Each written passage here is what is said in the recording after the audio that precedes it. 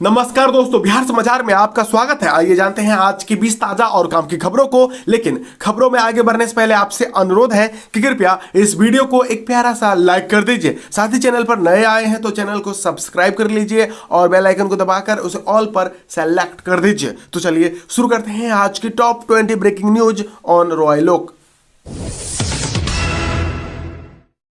Inter परीक्षा में CCTV कैमरे से नजर रखी जाएगी। हर केंद्र पर सीसीटीवी कैमरा लगाया जाएगा ताकि कदाचार मुक्त परीक्षा ली जा सके। राज्य भर में 1471 परीक्षा केंद्र पर लगभग 11,768 सीसीटीवी कैमरे लगाए जाएंगे। इसकी पूरी जिम्मेवारी संबंधित जिला शिक्षा कार्यालय की होगी। बिहार बोर्ड की माने तो जिला शिक्षा पदाधिकारी को खुद सीसीटीवी कैमरे की मॉनिटरिंग करनी होगी। इसके लिए हर स्कूल में एक कंट्रोल रूम भी बनाया जाएगा। सीसीटीवी कैमरे पर केंद्र अधीक्षक को नजर रखनी होगी। ज्ञात हो कि कोरोना संक्रमण के कारण परीक्षार्थियों के बीच सामाजिक दूरी रखनी है।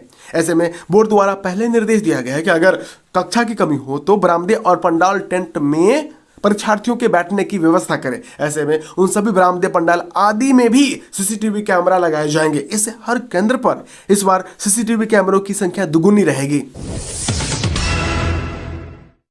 कोरोना वायरस के संक्रमण से ठीक हुए लोगों को भी वैक्सीन या प्रिकॉशन डोज लगाई जा सकती है। हालांकि रिकवरी के 3 महीने बाद ही इनका वैक्सीनेशन होगा।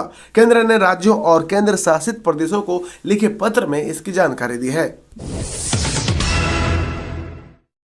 कोरोना प्रोटोकॉल के तहत बिहार में 5 दिवसीय पल्स पोलियो अभियान 27 फरवरी से प्रारंभ होगा। राष्ट्रीय पल्स पोलियो टीकाकरण अभियान की तिथि पूर्व में 23 जनवरी 2022 निर्धारित थी, जिसे कोरोना की वजह से बढ़ाकर अब 27 फरवरी 2022 कर दिया गया है। स्वास्थ्य मंत्री मंगल पांडे ने शनिवार को कहा कि 27 फरवरी से शुरू होने वाले इस अभियान को महाशिवरात्रि पर्व पर सार्वजनिक अवकाश को देखते हुए आवश्यकता अनुसार 1 या 2 दिन विस्तार किया जा सकता है। राज्य में इन दिनों कोविड के संक्रमण का खतरा बना रहा है। ऐसे में बच्चे एवं हेल्थ वर्कर्स के स्वास्थ्य को ध्यान में रखते हुए पल्स पोलियो अभियान में संशोधन किया गया है। अरब सागर की ओर से आ रही सूखी पछुआ और बंगाल की खाड़ी की ओर से आ रही नवी युग पुरवैया का मिलान बिहार के दक्षिणी पश्चिमी हिस्से में हो चुका है। इसकी वजह से शनिवार की शाम से ही दक्षिणी पश्चिमी मध्य बिहार में मध्यम से घने बादलों ने डेरा डाल दिया है। इस मौसमी परिदृश्य में 23 जनवरी को तेज हवा के साथ बारिश और ओलावृष्टि के आसार बन गए हैं। मौसम विज्ञान केंद्र ने 24 जनवरी को पूरे बिहार के लिए अलर्ट जारी किया है। इस दौरान सामान्य से मध्यम बारिश होगी। कुछ स्थानों पर ओला गिरने की भी आशंका है। उत्तर प्रदेश विधानसभा चुनाव में जदयू अकेले मैदान में उतरने का ऐलान करते हुए 26 सीटों की सूची शनिवार को जारी कर दी। जदयू के राष्ट्रीय अध्यक्ष ललन सिंह ने दिल्ली में प्रेस कॉन्फ्रेंस कर सूची जारी करते हुए कहा कि भाजपा की ओर से सहमति का हम लोग लंबे समय से इंतजार कर रहे थे। शुक्रवार की शाम तक भाजपा की ओर से कोई संदेश नहीं आने बाद हम लोगों ने पहली सूची जारी करने का निर्णय लिया। इन 26 सीटों के उम्मीदवारों के नामों की घोषणा 2 से 3 दिनों में कर दी जाएगी। वहीं अन्य 25 सीटों की दूसरी सूची भी पार्टी जल्द जारी करेगी। लोक जनशक्ति पार्टी यानी रामविलास यूपी के चुनाव में किस्मत आजमाएगी। अकेले चुनाव में पार्टी 100 सीटों पर चुनाव लड़ेगी। यह बातें पार्टी के राष्ट्रीय अध्यक्ष सह जमुई सांसद चिराग पासवान ने हाजीपुर में कही। शुक्रवार को हाजीपुर लोकसभा क्षेत्र के कई इलाकों में भ्रमण के बाद यानी दौरान उन्होंने ये बातें कही। अगर आप स्टेट बैंक ऑफ इंडिया यानी एसबीआई, पंजाब नेशनल बैंक यानी पीएनबी और बैंक ऑफ बड़ौदा के ग्राहक हैं तो आपके लिए जरूरी खबर है। जहां बैंक ऑफ बड़ौदा ग्राहकों के लिए चेक पेमेंट से संबंधित नियम बदलने वाले हैं, वहीं एसबीआई और पीएनबी के ग्राहकों के लिए पैसों के लेन देन संबंधित बदलाव होंगे। बैंक ऑफ बड़ौदा के ग्राहक ध्यान दें, आगामी 1 फरवरी से चेक क्लियरेंस से जुड़े नियम में बदलाव होने वाला है। बैंक की ओर से दी गई जानकारी के मुताबिक 1 फरवरी से चेक पेमेंट के लिए कंफर्मेशन अनिवार्य होगा। अगर कंफर्मेशन नहीं होता है तो चेक को वापस भी किया जा सकता है। बैंक ने ग्राहकों से अपील की है कि हमारा सुझाव है कि आप सीटीएस क्लियरिंग के लिए पॉजिटिव पे की सुविधा का लाभ लें। अगर आप एसबीआई के ग्राहक हैं तो आपको पैसे ट्रांसफर करना महंगा पड़ने वाला है। एसबीआई की वेबसाइट के अनुसार बैंक ने 1 फरवरी 2022 से आईएमपीएस ट्रांजैक्शन में एक नया स्लैब जोड़ा है जो 2 लाख से 5 लाख रुपए का है। अगले महीने से 2 लाख रुपए से 5 लाख रुपए के बीच बैंक ब्रांच से आईएमपीएस के माध्यम से पैसे भेजने का शुल्क 20 रुपए प्लस जीएसटी लगेगा। पंजाब नेशनल बैंक भी अपने अगले महीने से एक अहम नियम जोड़ने जा रहा है।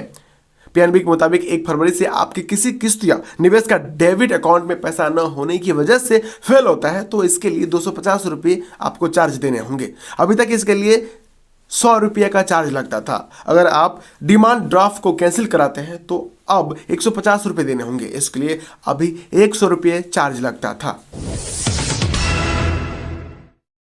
राज्य सरकार बैंकों के रिटायर्ड अधिकारियों को बहाल करने जा रही है। इन्हें नवगठित सांस्थिक वित्त निदेशालय में रखा जाएगा। निदेशालय का गठन जून 2019 में ही हो गया था। बैंकिंग मामलों के विशेषज्ञ के तौर पर अब तक किसी की बहाली नहीं हुई थी। बिहार सरकार अपने किसी निदेशालय में ऐसा प्रयोग पहली बार करने जा रही है। फिलहाल बैंकों के रिटायर्ड अधिकारियों के लिए निदेशालय में 3 पद सृजित किए गए हैं। एक सामान्य, एक अत्यंत पिछड़ा और एक महिला के लिए है।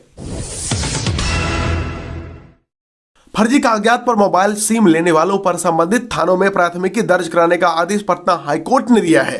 साथ ही एसपी को कहा है कि साइबर अपराधियों की संपत्तियों की जानकारी आयकर विभाग और ईडी को दे।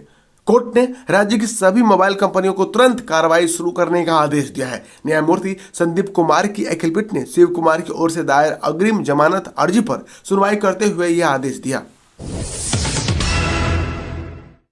राज्य में शनिवार को 3003 नए कोरोना संक्रमित मरीजों की पहचान की गई। स्वास्थ्य विभाग के अनुसार पटना में सबसे अधिक 544, बेगूसराय में 294, समस्तीपुर में 213, बांका में 103, मधेपुरा में 148, मुजफ्फरपुर में 129, पूर्णिया में 155, सारण में 113, सररिया में 59, अरवल है औरंगाबाद में 26, भागलपुर में 80, भोजपुर में 64, बक्सर में 46, दरभंगा में 63, पूर्वी चंपारण में 63, गया में 33, गोपालगंज में 50, जमुई में 42, जहानाबाद में 6, कैमूर में 8, कटिहार में 57, खगड़िया में 15, किशनगंज में 35, लखीसराय में 7, मधुबनी में 51, मुंगेर में 99, नालंदा में 37, नवादा में 24, रोहतास में 98, सहरसा में 33, शेखपुरा में 9, शिवहर में 8, सीतामढ़ी में 51, सिवान में 48, सुपौल में 21, वैशाली में 76, पश्चिमी चंपारण में 81 और अन्य राज्यों से बिहार आए 28 व्यक्तियों को कोरोना संक्रमित पाया गया।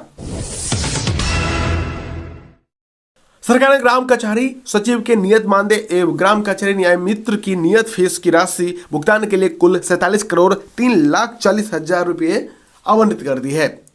पंचायती राज मंत्री सम्राट चौधरी ने यह जानकारी दी। उन्होंने शुक्रवार को बताया ग्राम सचिव को मानदेय के रूप में 6,000 रुपये एवं न्याय मित्र को नियत फीस की राशि 7,000 रुपये प्राप्त होती है। वित्तीय वर्ष 2021-22 के दिसंबर माह तक ग्राम कचहरी सचिव के लिए 22 करोड़ 84,20,000 रुपये मानदेय के रूप में और ग्राम कचहरी न्याय मित्र फीस के भुगतान हेतु 24 करोड़ 19,20,000 रुपये की राशि भुगतान यानी उपलब्ध कराई गई है।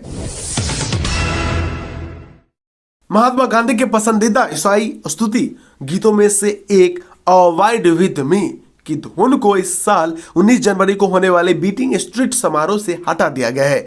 भारतीय सेना द्वारा शनिवार को जारी एक विवरण पुस्तिका से इसकी जानकारी मिली। स्कॉटलैंड के एंग्लिकन कवि हेनरी फ्रांसिस लाइट द्वारा 1887 में लिखित अवॉइड विद मी 1950 से बीटिंग स्ट्रीट समारोह का हिस्सा रहा है। विवरण पुस्तिका में कहा गया है कि इस साल के समारोह का समापन सारे जहां से अच्छा के साथ होगा।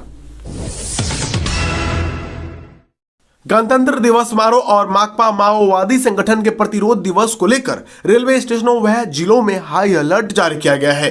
सुरक्षा एजेंसियों की सूचना पर रेलवे जिला पुलिस ने चौकसी बढ़ा दी है। बता दें कि माओवादी संगठन ने आगामी 27 जनवरी को बिहार झारखंड में नक्सली बंदी की घोषणा की है। 21 से 26 जनवरी तक प्रतिरोध दिवस मनाया जा रहा है। नक्सली और आतंकी हमले को लेकर ईसीआर का रेल पुलिस प्रशासन हाई अलर्ट है। रेल प्रशासन ने गणतंत्र दिवस पर रेलवे स्टेशनों, ट्रेनों वह ट्रैकों की निगरानी ड्रोन कैमरे से कराने का निर्णय लिया है। खासकर रेलवे परियोजनाओं में चल रहे निर्माण व मरम्मत कार्यों की सुरक्षात्मक किलाबंदी के लिए ड्रोन कैमरे का उपयोग किया जाएगा। भारी भरकम सामान की जांच स्टेशनों, ट्रेनों व रेलवे क्षेत्रों में की जा रही है। 5 राज्यों उत्तर प्रदेश, उत्तराखंड, पंजाब, गोवा और मणिपुर में होने वाले विधानसभा चुनाव में बिहार पुलिस के अफसर और जवान भी सुरक्षा की कमान संभालेंगे। बिहार विशेष सत्र पुलिस को 20 चुनाव में प्रतिनियुक्ति के मद्देनजर तैयारी हालात में रहने के निर्देश दिए गए हैं। 3 बटालियनों की 5-5 कंपनियों को रवानगी के लिए तैयार रहने को कहा गया है ताकि आदेश मिलते ही कंपनियां प्रस्थान कर जाए। देश भर में कोरोना से जंग जारी है। रोजाना कोरोना से संक्रमित मरीजों की संख्या लगातार बढ़ती जा रही है। कोरोना को हराने के लिए वैक्सीन सबसे बड़ा हथियार माना जा रहा है। इसी बीच भारत सरकार ने लोगों को राहत देने के लिए कोविन पर कुछ बदलाव किए हैं। कोविन ऐप पर अब एक मोबाइल नंबर पर 6 लोग टीकाकरण के लिए रजिस्ट्रेशन कर सकते हैं। इससे पहले इसमें केवल 4 सदस्यों को एक ही नंबर का उपयोग करके पंजीकरण कराने की अनुमति दी गई थी।